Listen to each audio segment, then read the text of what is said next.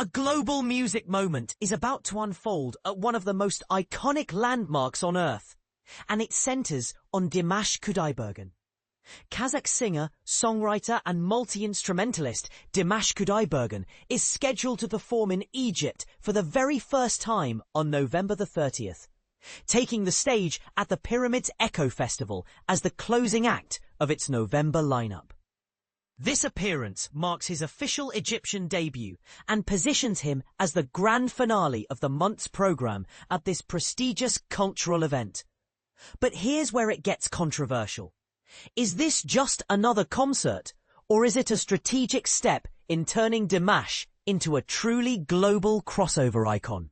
Known worldwide for his extraordinary six-octave vocal range, and his seamless ability to move between opera, classical music and modern contemporary genres, Dimash will present a setlist that showcases both his technical mastery and emotional depth.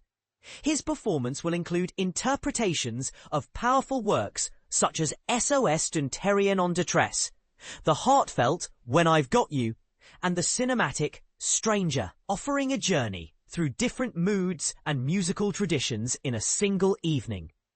For many new listeners, this concert could be their first introduction to how dramatically his voice can shift from delicate, almost whispered passages to soaring operatic high notes.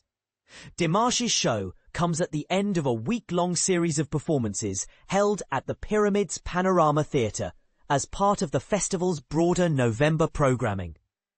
The schedule begins on November the 24th with world-renowned pianist Lang Lang performing alongside the United Kingdom's Royal Philharmonic Concert Orchestra, bringing together virtuoso solo piano and a full symphony orchestra on one stage.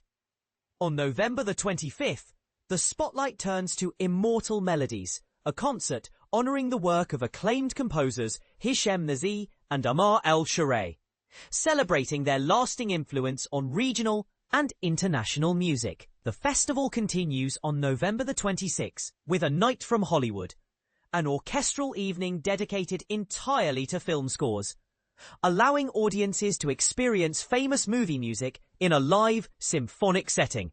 The next day, November the 27th, shifts the focus to an Arabic night, featuring Syrian vocalist Faia Younan and Lebanese singer Abeer Nehme, both known for blending tradition with modern expression in Arabic music. On November 28, the program turns the spotlight firmly on local talent, with a gala concert centered on Egyptian artists, emphasizing the country's own rich cultural and musical heritage.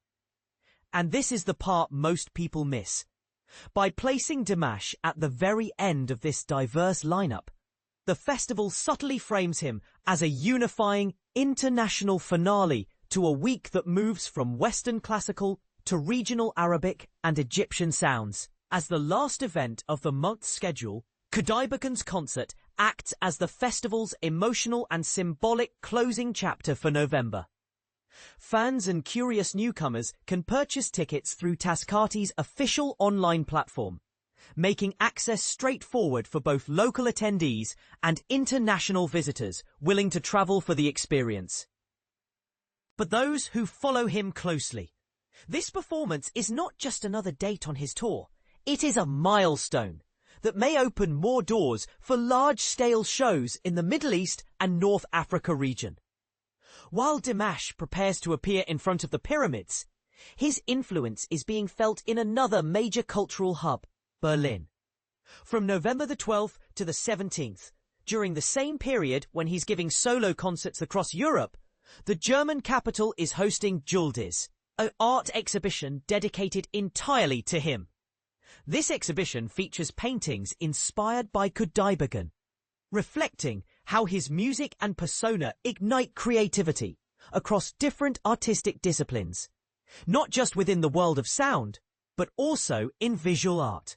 Some might even argue this blurs the line between musician and muse, raising an interesting question. Is Dimash evolving into a full-scale cultural phenomenon rather than simply remaining a celebrated vocalist?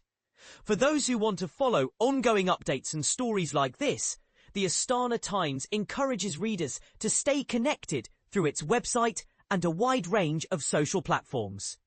Audiences can receive news directly by signing up on the outlet's site or following its accounts on X, Facebook, Instagram, Telegram, YouTube and TikTok, ensuring they do not miss future coverage of Dimash, regional cultural events or broader international stories.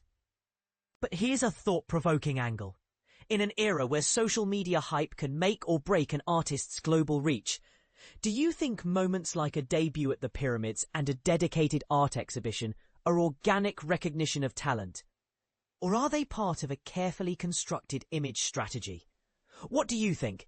Does Dimash's Egyptian debut at such an iconic venue truly signal a new chapter in his global career?